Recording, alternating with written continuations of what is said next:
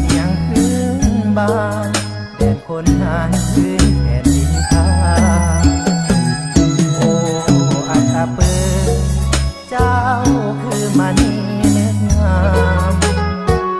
กองซื้อหรือนามผู้คนเป็นที่โจดจ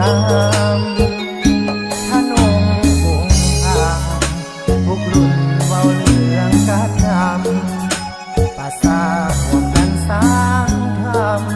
ำบ้านเมืองเมืองใสฟ้าใสดาวงามยามเศร้าอาทิตย์ส่องแสงแสนสุดใจนั่งแย่วาดว่าเก่าแก่เมืองใสมาห้องดีทองหมวดสลองงานบุญน้อยใหญ่ออกพรรษาแน่นดาเย่จัดใหญ่สวงเหือทรงพาน